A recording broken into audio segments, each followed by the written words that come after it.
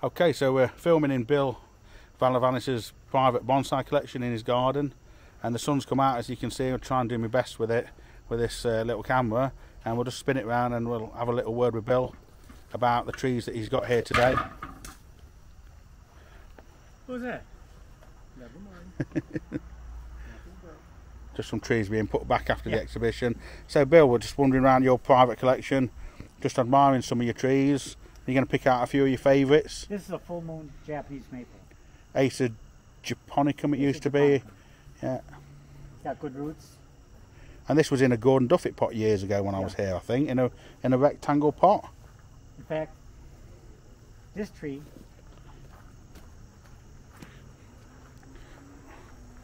was in this pot. was in that pot. This is how I remember it. Yeah. I remember it being in that Gordon Duffet pot. One of the top bonsai It's another potters cutting about 35 years from old. the UK. Well, this one's now 35-year-old. Yep. And there's no way this full moon maple's going back into that pot anytime soon, is there? No. Here's a pine tree. This is a dwarf Scots pine. We use this for the front over here. So the front's around this side. Let's see if we can get it a little bit. It's Might get a bit of glare out of the... About 45 years from seed in a pot. Never in the ground. And is this an RAF one? Yeah. So this is a Pinus sylvestris RAF, Dwarf which variety. is from a witch's broom. No, originally seedling. from seedling. Yeah. And next to it you've got a spruce. Colorado blue spruce. We just transplanted this last year, but look at the root way it's growing. It's growing ever so vigorously. Just like a 5mm root that's put out in a year or so. Here's Shishigashira, which is pretty good. Shishigashira, one of Bill's favourite trees, also one of my favourite trees. If you watch my videos, you'll see quite a few of them. You don't see Shishigashira like this very much outside Japan at all. You don't see Shishigashira with a wire scar for 30 years either. Maybe, well, 30-year-old wire scar, you got to forgive it that. The bark's beautiful, it's got stripes on the bark, look. If we have a look inside, see the detail in there. Heavy branched, beautiful foliage. Has seeds every year too. And it's quite common. When I was in Japan with Bill, I went on one of his Japanese bonsai tours the other year, and about 90% of Shishigashiras we saw were in this rolled top pot in cream. It seems to be the go-to pot for Shishigashiras in Japan. Very, very popular. This is golden full moon maple. Acer japonicum mori. Yes, you don't see so many of those. Quite a large leaf, isn't it, for bonsai? But it's a large tree, and that's in a Japanese handmade pot, yeah? Yes. See if we can stand back to get it in shot. You have this one, I think. Water eye? Water eye, yeah. Water eye is a common Scots pine, dwarf Scots pine, with a real sort of greeny blue colour. Get sort of flaky, very flaky cinnamon colour bark on the underbark there. In a grey container. Picks the colour of it well. Just a few old needles just starting to show on it at this time of year. And over here, Bill, look, this at the end, this is unusual. We don't see any. You don't see many of these. That's a chrysanthemum. As bonsai. Japonicum. So how many times have the viewers seen a chrysanthemum bonsai? That's 90 years old. Well, how many times have you seen a 90-year-old chrysanthemum bonsai? That narrows it down even more. And it flowers, Bill? Yeah, white daisy-like flowers pretty soon. Usually October. And over here, there's benches and benches full of trees here, look. You don't know where to look. Tokonoma display down at the end. Korean hornbeam. Korean hornbeam in front of us. And there's a flowering quince with big fruit. It has red, pink, and white flowers. So this is Toyonashiki. Yep. The Toyonashiki is the quince that has three colour flowers on it. Sometimes they're a little bit sneaky, sometimes they're grafted in. Yeah, this one's got a grafted branch. If you get one that's pink and white, not much red, then red just kind of, they graft some red ones in just to sort of stabilise it and give it all the characteristics you'd expect. What have we got in the Tokonoma over there, Bill? Is that a cypress or just a Valavanis cypress? I introduced that variety. So named after Bill, he introduced it. I didn't name it though. You didn't name it? No. I got lost in New Jersey going to a nursery. Yeah. In a roundabout, rotary. And I looked up, I found a witch's broom. So I snipped off a few pieces and rooted them. And distributed it so more people could enjoy it. Okay. So you didn't name it after you, but somebody else named it after you? Yeah, I went to an auction. Okay. All of a sudden I hear Chamacyparis dioides Valavanis. Okay. So soft foliage, cypress. Get a detail of it here, look. Try and get it in focus for you. Camera's just hunting for a little bit of light and focus there. And what else have we got around here? What's this one over here? Which one? This is Sandrone European beech. It's a new beech from Germany. But it's got like a division on the leaf. Yeah. It's very unusual. Very small leaves. See, I've come all the way to America to find a beech that I've not seen before that's come from Germany. That's the wonder of Bill's garden. He's always got something unusual and strange. You like unusual cultivars, you like to get hold of something that hasn't been turned into a bonsai before. Yeah. And you like to do the... See the olive over there? Yeah. Let's go and have a look at the olive over here. Small leafed olive, this by the looks of it. Yep. So... a bonsai artist from Spain and China. He said, I'll send you an olive.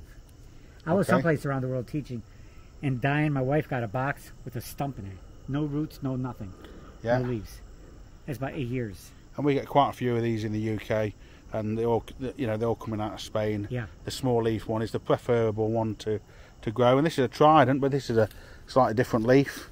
It's a large leaf trident. Large leaf trident. But there's a rock underneath there. Oh, there we go. Bill says there's a rock underneath there, but I can't see it. The camera can't see it. We'll have to take his word for it. The tree's engulfed the rock. Yep.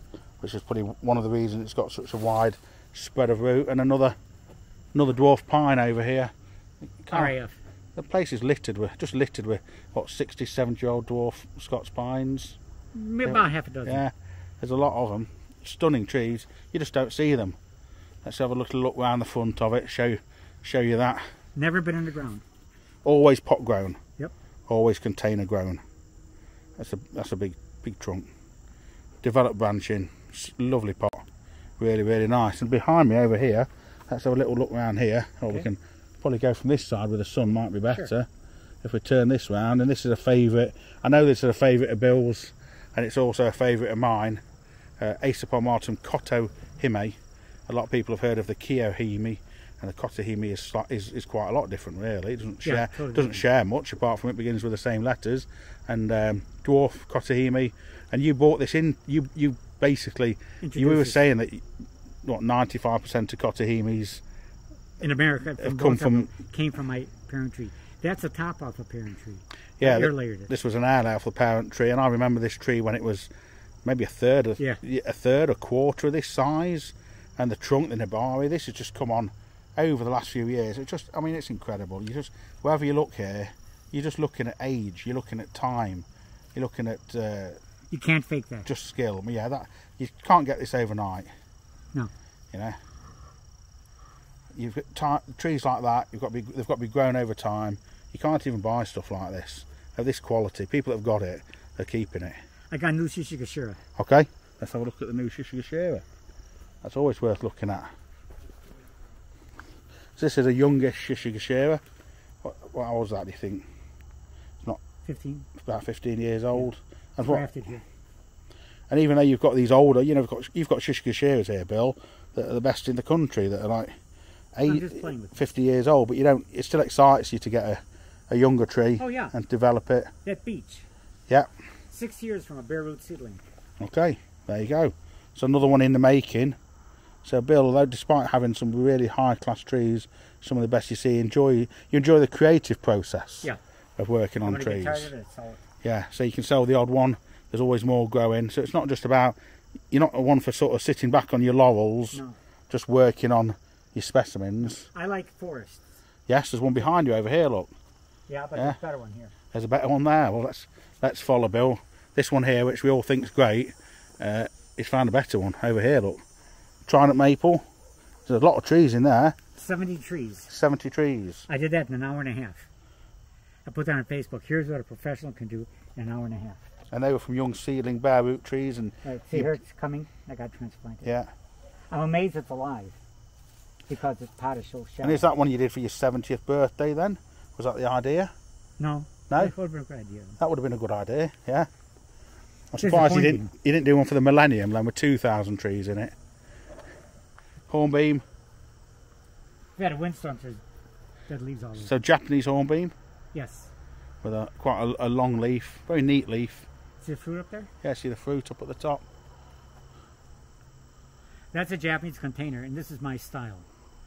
With this type of a lip and thickness for forests. dwarf Japanese maple forest I made several years ago. And it's an American pot. I took out a very expensive Japanese pot and put that in. When you were over in the UK at Greenwood Bonsai, like 5 years ago, you came over to help us celebrate our 40th anniversary, and you did a maple group there, and I've still got that in my collection in the UK. Wherever it looks something like that. It looks similar. We had less trees in it, but yeah, it looks similar. I've got another beech group here, and this is the pot that you favour for groups. This same sort of style. Yeah. It's a good colour. Oval. Works really nice. Got a good depth front to back, so you can get some depth and perspective. And behind us here, we've got it's not just Bill's bonsai that are amazing, but the garden in itself. There's a Jacqueline Hillier elm behind here. That's what, 40-year-old from. Maybe it's a horticultural zoo. Horticultural zoo. It's a horticultural zoo, yeah. Do you know this? Euonymus? Yeah. We know Euonymus with berries on it. Yep. There's several different types of Euonymus. Yes. A small tree or shrub, often overlooked for bonsai, but shouldn't really be. Very, very suitable. If you find a good trunk, try playing with it. Yeah. Here's And the ginkgo. Ginkgo biloba. Now these are aerial roots. Okay. When they hit the ground, they root. Makes the tree look fatter. Old bark on this, beautiful old bark. I mean, as a young tree, they're really quite a smooth bark, aren't they? Quite pale bark. But here, when this tree is going to look stunning in autumn. It does. In autumn, they go bright, sort of butterscotch yellow, just beautiful. And they all drop at the same time. Yeah. When they go yellow, they don't stay yellow for long, and then they drop. We've got another trident maple here, and further along we've got a butterfly maple. You know, it's not the oldest tree, but it's a really nice example. You don't see many variegated trees for bonsai. You know, some people find them a bit jarring to the eye because you know in the UK we don't really have any full-size trees in the wild that are variegated. So when you see one as a bonsai, some people think they can't get their head around it. I've got one. I've got an Asari Zuru, which is a similar but with more pink. Butterfly. It's been quite a common garden maple for landscaping for years. It has pink new shoots on it. Yeah, but you don't often see it. There's a little bit at the top. You can see this new shoot here, just as it's sprouting up. Look, if we can see that on the camera, a little bit of pink to it. And this is in training, so this has got it's got back quite in training. Back in training. So it's out of commission for a year. Quite a few guy wires on it. So that's pretty. Yeah, there's a lot of tension on some of these copper wire pulling these branches down, rather than putting wire on the branches, which could lead to wire scarring. Bill's opted to pull it down with guy wires instead. And a lot of these trees have been used as logo trees. Yep. So there was a tree this year that was the logo of the event, and I've got a sneaking suspicion this might be a logo of an event in the future. It wouldn't surprise me at all. That's one tree, sinuous style. American larch. Yeah, American larch. All the roots are connected. So root connected, all one tree, so though it's made up of several trunks, they're all connected underground. And unusual to get a group or sinuous style in a rectangular pot. Yeah. Because a rectangular pot's quite formal, can look a little bit static if you're not careful. Yeah, because you've got dead space in the corners, but that suits that really well. And let's have a little stroll over. This one's Kiyohime. Kiyohime maple. All the moss has to come off. Yeah, there's a lot of moss under there. Destroys the bark. Yeah, so there's a few $100s worth of roots under that moss, isn't there? Oh, yeah. There's a really good nibari, good base. Here's a dead wood. Blue rug juniper. Okay. So in a cascade style. Long cascade style. Long cascade style. All twisted movement to it. And Bill has quite a few shohin trees on the bench over here. These are mostly classical bonsai, but sometimes I like to play. How about this one? Bill likes some unusual trees. He's had trees growing upside down. He's had all sorts of trees. And this pine was exhibited at the weekend, wasn't it? And you put it in this kind of funky pot. And a blue pot too. Blue pot. You know, Bill's spent years learning the rules, and once you've spent years learning them, you can then spend years breaking them, But that's the problem with new people. They try to break them before they know what. Break them before you learn them, and you should learn them before you break them. That big Kurohime maple. Yeah. This is the third branch off the original tree. Okay. So the big one we showed you earlier, it was air laid off the top of the big one. This is air laid off the same mother plant. Yep. And Bill likes Kotiimi maple so much that at the show there was a Shohin composition that just had Kotahimi maples in it. I was walking around as a judge and I thought, oh, this is nice, this guy's obviously likes Kotahimi maple, and then I realised at the top it was Bill's. Bill, what, this one in flower? This tree over here, look. Grewa. G-R-E-W-A. Okay. It's and where's it native to then? Where do we find these? Africa. It's an African tree. Yeah. And it does okay in Rochester. You have to put it in a heated greenhouse in winter. Yeah, indoors. Flower detail on that. And movement, good taper. Yeah. Nice movement through it. An unusual pot choice. Kind of fancy tree in the colour of the flower. And Bill's gone for this sort of... I like the contrast. Mustardy colour pot. I like yellow pots. Bill does like yellow pots. He's got a little thing for yellow pots. There's a dawn redwood forest. Dawn redwood forest at the end. And next to that, just get some contrast to a lower petalum. Not a bonsai, but just grown in a tub. Do you have them? Maybe a future bonsai. Yeah, we have one. I've got one in my garden at home, about that size, and it flowers like February time. It looks like a pink party streamer. Yeah. Yeah. Now I showed you the Valavanis cypress in the Tokonoma. Here's another one. Here's another Valavanis cypress, small one. Beautiful bark on it. And how old's this though? It's a lot older than it looks. It's not a big tree. At least 30. Yes, 30 years old. So what's interesting, see the carved design of the pop?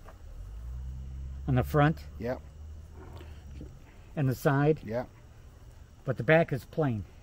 So you've got a pot of two sides. What about this side? That's plain. Yeah. Very versatile. Yeah. And you have it with a front, with a carved front. And if you get bored of that, or you don't like it, or it doesn't suit the tree, you can kind of flip it around and use the other side. Right. Let's have a wander over here and have a look at, let's finish up and have a look at this Arakawa. We've mentioned it in a previous video. We did a little interview with Bill about his bonsai life and his show. There's a few trees dotted around at the moment that have just come back from the show. This is the entrance to his teaching studio. He's a very active bonsai teacher. So, and over here we've got a few trees underneath here actually. We've got another large leaf trident maple. Beautiful. $1.50 seedling. $1.50 seedling. Yeah. This was 15 feet. This was a logo tree. We're in the shade a little bit because we're underneath this Arakawa. This trident was the logo tree for this year. And here we've got a Satsuki in flower. September. Yeah, really unusual to have one in flower at this time of year. And then we've got Yuji sat over here. Look, Yuji was Bill's bonsai mentor, and I was lucky enough to study with Yuji Yoshimura when I was over here with Bill.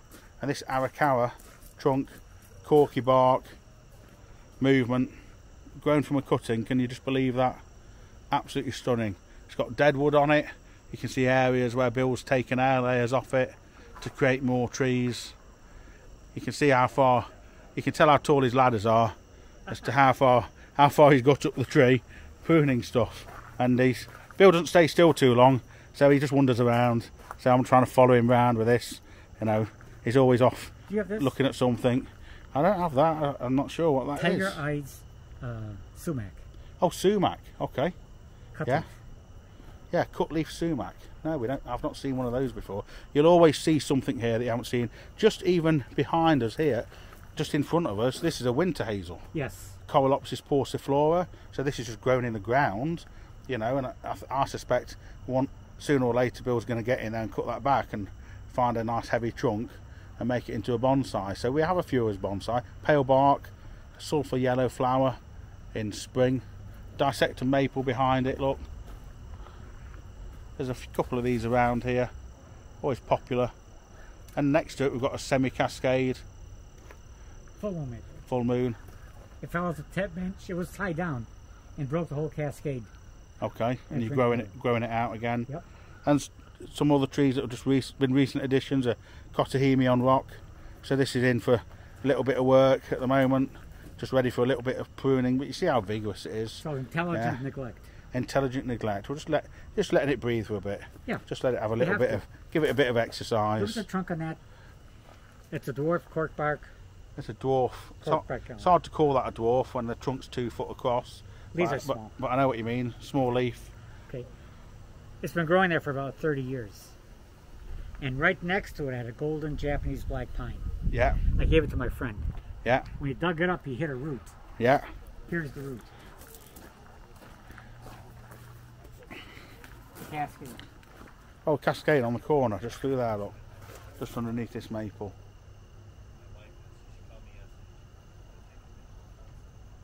I like maples. And another larch. Yeah, that's right. Ryuzen.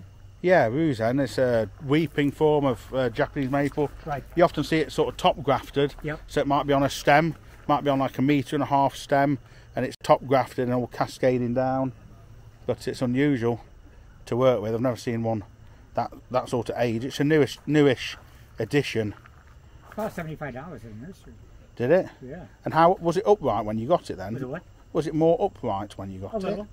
Yeah. It's got good roots.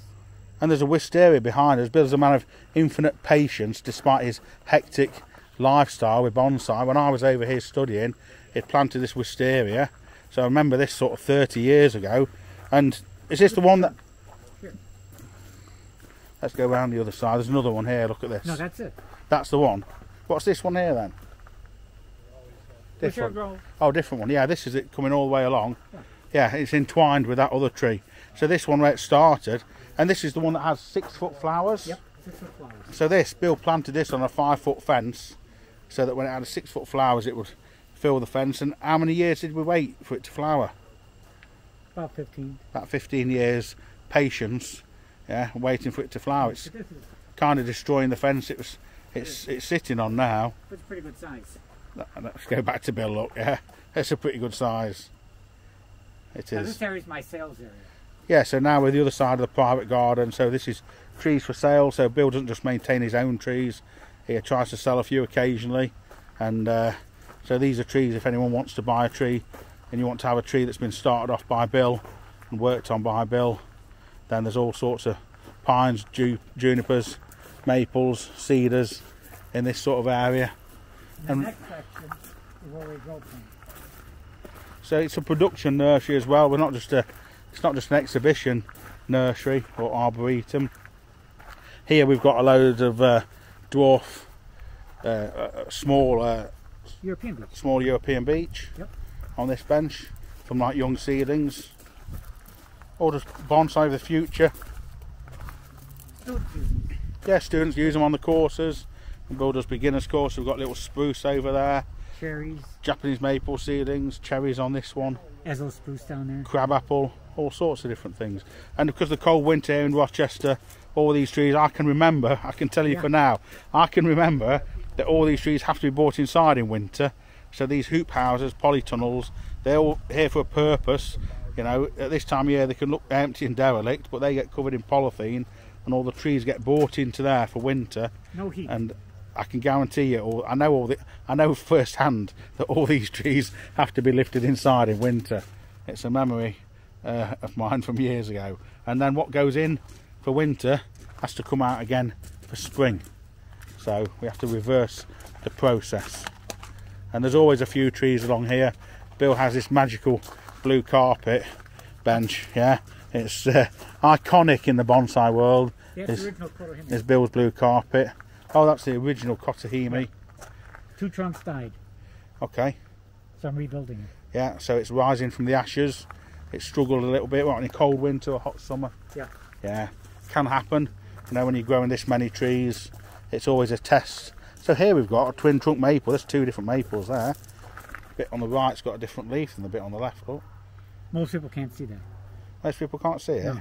It's got to be 2. I know. So probably from young seedlings, 2 young seedlings put together. Shown over. And this is normal sort of maple leaf, and then this is just a broader, just a different leaf. They're seedlings. Each one's different. Yeah. The large forest is interesting. That's 1 tree. That's 1 tree. And how's that 1 tree then, Bill? Explain to people. The trunk is on the ground. Okay. Sinuous style. They're all connected. So they were all branches off the trunk. Right. Collected in Canada. And you'd never know. No. And horticulture, there's advantages and disadvantages. That's 1 tree. Yep. So when you water it, the whole thing gets watered. When you feed it, the whole thing gets fed.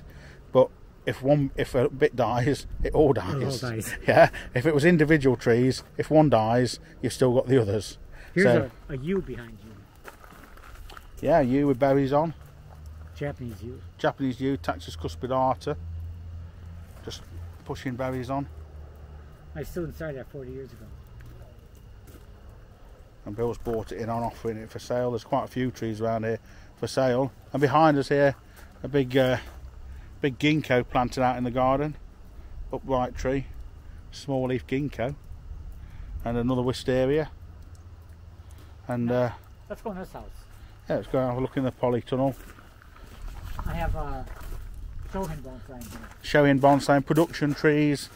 Bill never stops working with trees. And we can, I know there's got some dwarf Hinoki cypress in here that are quite interesting as well. Gemstone. Little dwarf Hinokis here. Ideal starter trees for people, or to make into Shohin.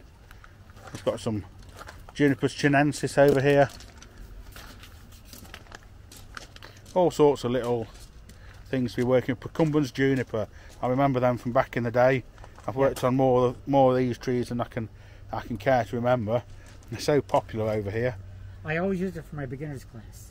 Yeah, that's right. It's a survivor. They don't It die. is, yeah. Very good for beginners as a first tree. I think till a few years ago you'd got one here that I'd worked on. Last time I was here you were like, do you recognise this tree? And I said no.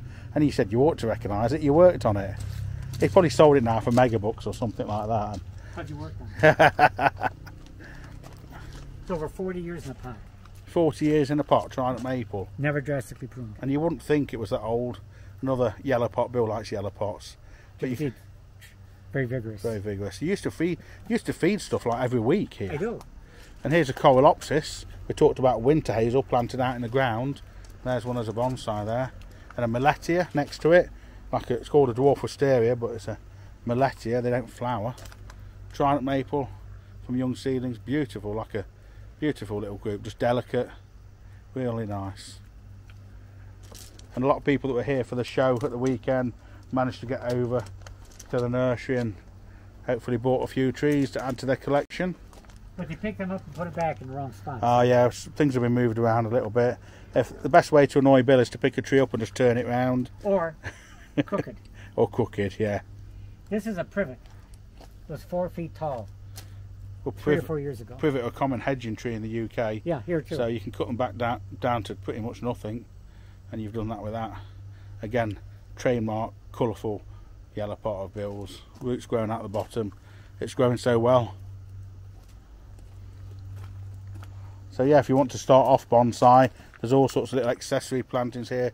Dwarf bamboo, black mondo grass, Cottaheme group, all sorts of trees in here. It's a real sort of treasure trove of little starter trees if you want to add to your collection. So I guess we'll wind up now. We've had a little tour around. Very good of Bill to show us around and give us an insight into a few of these trees. We've ended up in the production house, and thank you, Bill, for showing us around. Thank you for coming. Thank you, no problem at all. And I hope you viewers have all enjoyed having a little sneaky peek and guided tour around the International Bonsai Arboretum with our guest and host, Bill Valavanis. And thank you very much, Bill. Thank you.